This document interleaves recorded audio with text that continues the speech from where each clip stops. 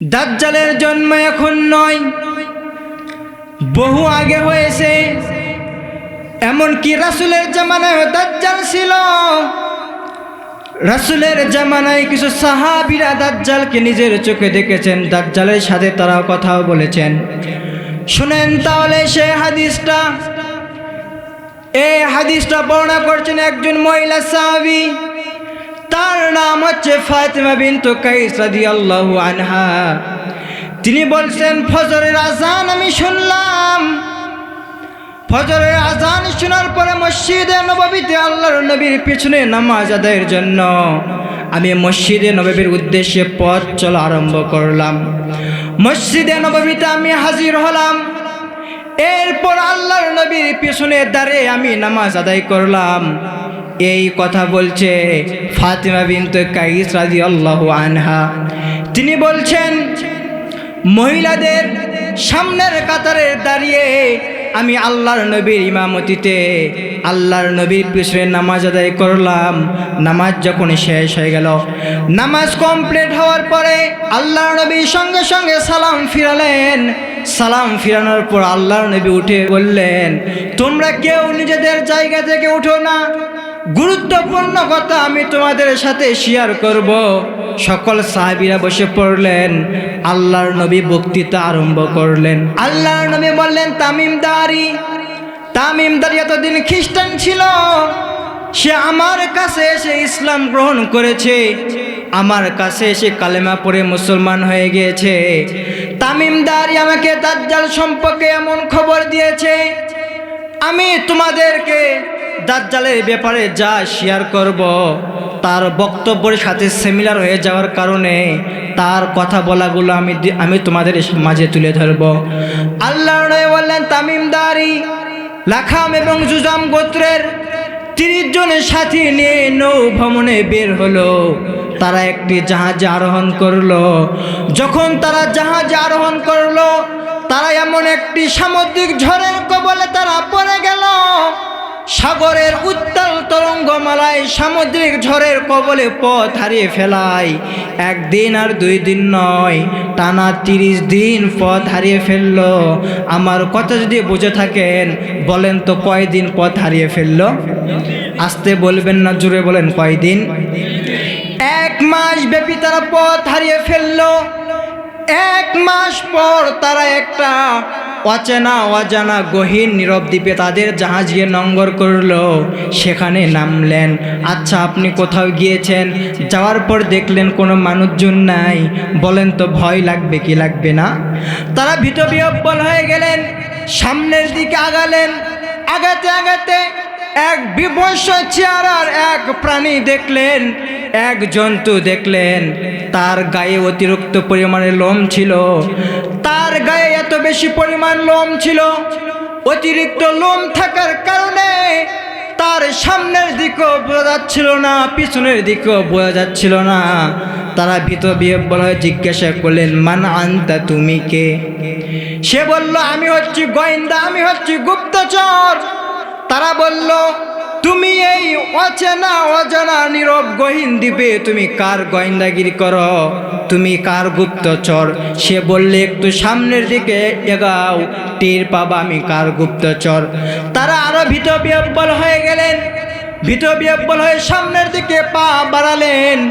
পা বাড়াতে গিয়ে দেখলেন বিভৎস চেহারার দানব আকৃতির এক ব্যক্তি, 2টা হাত, আমার দিকে তাকান, এই 2টা হাত মাথার পিছন দিয়ে এইভাবে শিকল দিয়ে বাঁধা, আবার এক চোখে কানা, এলোমেলো রকমের কোকড়ানো চুল, বিভিন্ন রকমের কোকড়ানো চুল, আবার 2 পা শিকল দিয়ে বাঁধা, আবার 2 হাত মাথার ওই পাশে এভাবে শিকল দিয়ে জিঞ্জির দিয়ে বাঁধা। তারা জিজ্ঞাসা করলো, তুমি এই অজানা গহীন নীরবে দ্বীপে তুমি এখানে শিকল পাওনো, জিঞ্জির পাওনো কেন? কে তোমাকে এখানে বন্দি করলো? সে বলল, আমার পরিচয় আমি তোমাদেরকে দিব পরে, তোমাদের পরিচয় আমাকে দাও আগে। তোমরা কারা? তোমরা কোথা থেকে এসেছো? তারা বলল, আমরা আরবের মানুষ, আমরা আরব থেকে এসেছি, আমরা নৌ ভ্রমণে বের হয়েছিলাম, সামুদ্রিক ঝড়ের কবলে পথ হারিয়ে ফেলাই। টানা 30 দিন আমরা পথ হারিয়ে ফেলি। এই 30 দিন পর আজকে আমরা এই দ্বীপে এসে নামলাম, আমাদের জাহাজ এখানে আজকে নেমেছে। তখন সে জিজ্ঞাসা করলো, তোমরা যেহেতু আরবের মানুষ, আমাকে একটা কথা বলো তো, আরবে একজন নবী আসার কথা ছিল, তার আগমন হয়েছে নাকি? তারা বলল, হ্যাঁ তার আগমন হয়েছে। সে জিজ্ঞাসা করলো, সে এখন কোথায় আছেন? তারা বলল, তিনি এখন মক্কা থেকে মদিনায় হিজরত করে গেছেন। সে জিজ্ঞাসা করলো, কাফিরদের সাথে তার যুদ্ধ হয়েছে নাকি? তারা বলল, হ্যাঁ কিছুদিন আগে বদরের যুদ্ধ হয়েছে। সে এবার জিজ্ঞাসা করলো, ওই যুদ্ধে কারা বিজয় হয়েছে? তারা বলল, ওই যুদ্ধে মুহাম্মদুর রাসূলুল্লাহ, সকলে বলি সাল্লাল্লাহু, সাথীরা বিজয় হয়েছে। সে বলল, হ্যাঁ এমনটাই হওয়ার কথা। তার সাথীরা, তার সাহাবারা দুনিয়াতে আখিরাত প্রাপ্ত হবে, দুনিয়াতে কল্যাণ প্রাপ্ত হবে, আখিরাত কল্যাণ প্রাপ্ত হবে। তারা বলতেছে, ও মিয়া, আমাদের পরিচয় এত জানতেছ, তোমার পরিচয় দাও না কেন, তুমি কে? সে তখন বলল, আমার পরিচয় তোমাদেরকে দিব পরে, আগে আমাকে 3টা প্রশ্নের উত্তর দাও আগে। সে জিজ্ঞাসা করলো, আমাকে বাইসানের খেজুর বাগানের খবর দাও। ওই বাইসানের খেজুর বাগানে এখনো খেজুরের গাছ আছে নাকি? সেই খেজুর মানুষ বিক্রি করে নাকি? সেই খেজুর মানুষ খায় নাকি? 2 নাম্বার প্রশ্ন করলো, আমাকে জুগারের ঝর্ণার খবর দাও। জুগারের ঝর্ণায় এখনো পানি আছে নাকি? 3 নাম্বার প্রশ্ন করলো, আমাকে তবাইরা উপসাগরের খবর দাও। তবাইরা উপসাগরে এখনো পানি আছে নাকি? মোট প্রশ্ন করেছিল কয়টা?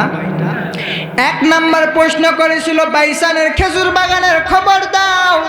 তারা বলল, হ্যাঁ বাইসানের খেজুর বাগানে এখনো খেজুরের গাছ আছে, সেই খেজুর মানুষ খায় এবং ক্রয় বিক্রয় করে। 2 নাম্বার সে জিজ্ঞাসা করেছিল, জুগারের ঝর্ণা। লূত আলাইহিস সালামের এক মেয়ের নাম ছিল জুগার, তাকে এখানে দাফন করা হয়েছিল। তার নাম অনুসারে সেই জায়গাটার নাম দেওয়া হয়েছিল জুগারের ঝর্ণা। তারা বলল, হ্যাঁ জুগারের ঝর্ণায় পানি আছে। 3 নাম্বার প্রশ্ন করেছিল, তবারে উপসাগরে পানি আছে নাকি? তারা উত্তর দিল, হ্যাঁ তবারে উপসাগরে পানি আছে। তখন তারা বলল, আমরা তো তোমার 3টা প্রশ্নের উত্তর দিলাম, এবার তোমার পরিচয় দাও, তুমি কে? সে তখন বলল, আনা মাসিহুদ দাজ্জাল। তারা আরো ভীতবিহ্বল হয়ে গেলেন। ভীতবিহ্বল হয়ে তারা জিজ্ঞাসা করলেন, তুমি যদি দাজ্জালি হও, তুমি এখানে শিকল পাও না, জিঞ্জির পাও না কেন?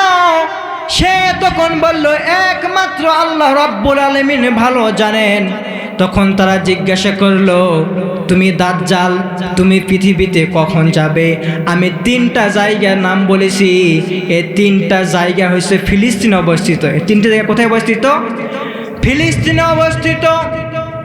তারা জিজ্ঞাসা করেছিল, তুমি কখন আসবে?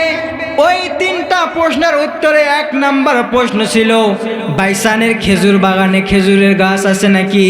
তোমরা উত্তর দিয়েছিলা, হ্যাঁ বাইসানের খেজুর বাগানে কোনো খেজুরের গাছ আছে, কিন্তু এমন একটা সময় আসবে ওই বাইসানের খেজুর বাগানে আর কোনো খেজুরের গাছ থাকবে না।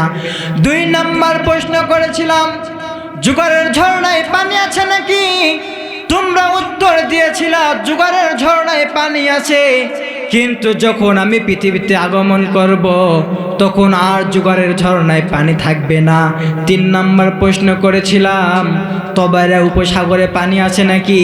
তোমরা উত্তর দিয়েছিলে, হ্যাঁ তবারে উপসাগরে এখন পানি আছে, কিন্তু এমন একটা সময় আসবে এই তবারে উপসাগরেও পানি থাকবে না, যখন এই 3টি জায়গায় বাইসানের খেজুর বাগানে খেজুর গাছ থাকবে না, জুগারের ঝর্ণায় পানি থাকবে না, তবারে উপসাগরে পানি থাকবে না, তখন আমি পৃথিবীতে যাব। এই 3টি জায়গা আপনি খোঁজ খবর নিয়েন। 1 নাম্বার বাইসানের খেজুর বাগানে আর কোনো খেজুরের গাছ নাই। ইহুদিরা মেক্সিকো থেকে কিছু খেজুরের গাছ এনে সেখানে রোপণ করেছে। 2 নাম্বার প্রশ্ন করেছিলাম, জোগাড়ের ঝর্ণায় পানি আছে নাকি? আপনি ফিলিস্তিনে খোঁজ নিয়ে দেখেন, জোগাড়ের ঝর্ণায় আর কোনো পানি নাই। ইহুদিরা কৃত্রিমভাবে কিছু পানি এনে সেখানে সংরক্ষণ করেছে। 3 নাম্বার প্রশ্ন হচ্ছে তবারিয়া উপসাগর, এর ইংরেজি নাম গুগল শরীফে আজকে বাসায় গিয়ে সার্চ করে দেখবেন সি অফ গ্যালিলি। এই সি অফ গ্যালিলি এই তবারিয়া উপসাগরেও পানি নেই। তাহলে তখন সে বলল, যখন এই 3টি জায়গায় কিছু থাকবে না তখন আমি পৃথিবীতে আসব।